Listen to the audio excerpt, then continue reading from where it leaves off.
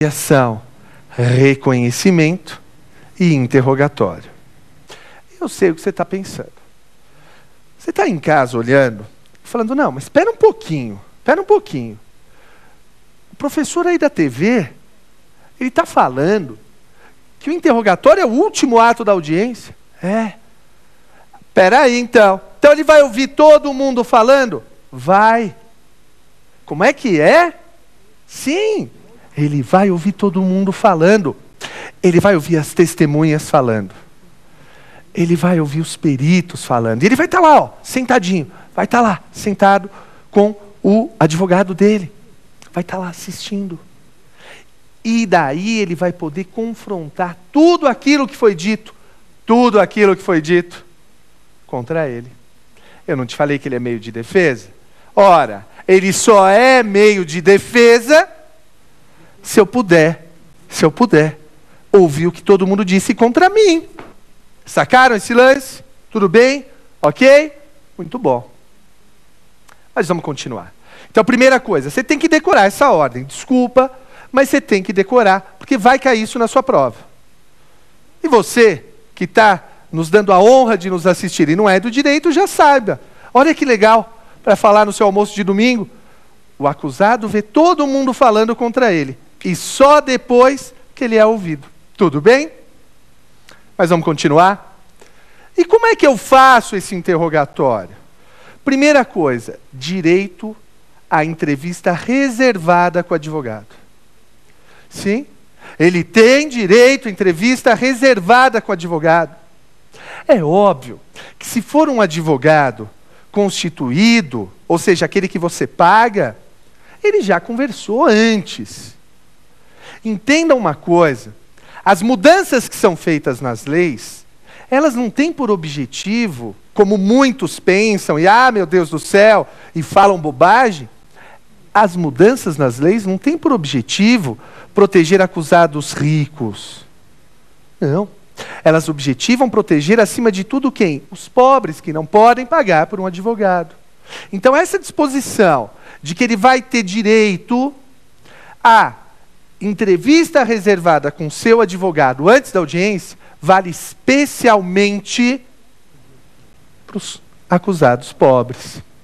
Ok? Tranquilo? Vamos continuar. Preste atenção.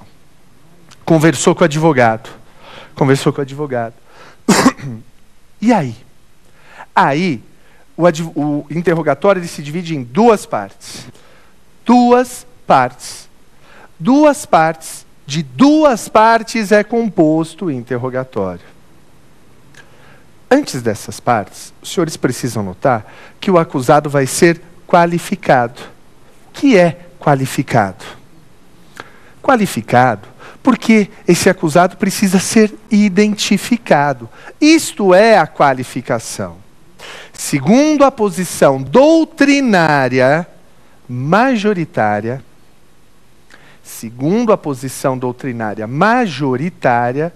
neste momento o acusado não pode mentir.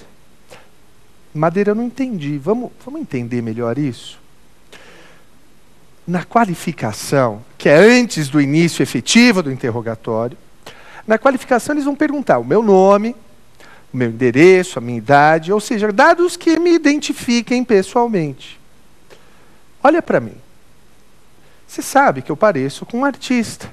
Imagine que eu esteja sendo interrogado, o juiz pergunte qual o seu nome e eu diga, George Clooney.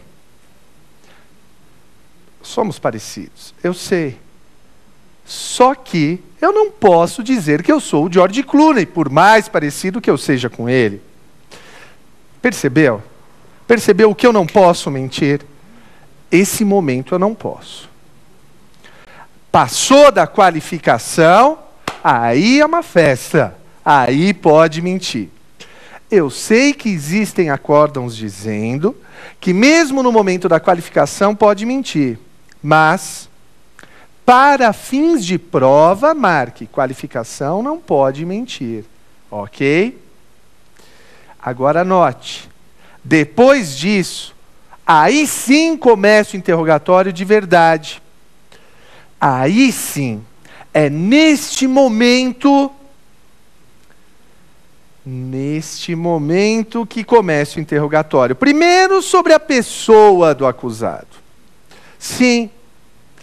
O que é o interrogatório sobre a pessoa do acusado? Sabe aqueles concursos de calouro que vai o candidato e daí o apresentador fica perguntando: escuta, quantos filhos você tem? Quantas vezes você se casou? Pergunta também: como é que foi sua vida? Foi muito dura? Essas perguntas são as perguntas sobre a pessoa do acusado. Sim, essas perguntas são obrigatórias. Estas perguntas, o acusado pode mentir, inclusive. Por exemplo, imagine o Bill Gates, o homem mais rico do mundo. Ele pode falar: não, eu sou pobre, tenho uma vida dura, sofrida. E isso não é proibido. Sacou? Veja, portanto, interrogatório sobre a pessoa do acusado. Depois disso, vem um interrogatório sobre os fatos. Aí eu vou perguntar ao acusado: como as coisas se deram? Como as coisas se passaram?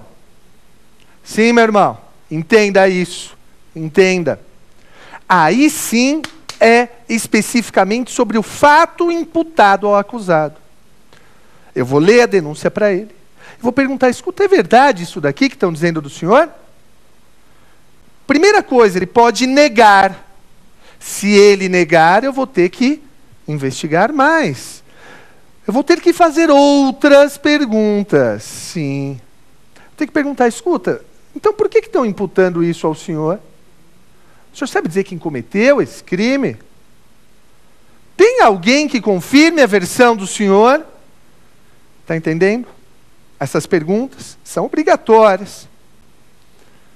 Agora, e se ele confessar? Se ele confessar, aí eu tenho que também investigar. Porque vejam, a confissão dele pode ser falsa. Falsa? Ora, ele pode, muito bem, estar sendo coagido a confessar. Confissão falsa. Infelizmente, isso existe no Brasil. Não coagido pelo magistrado, não estou dizendo isso.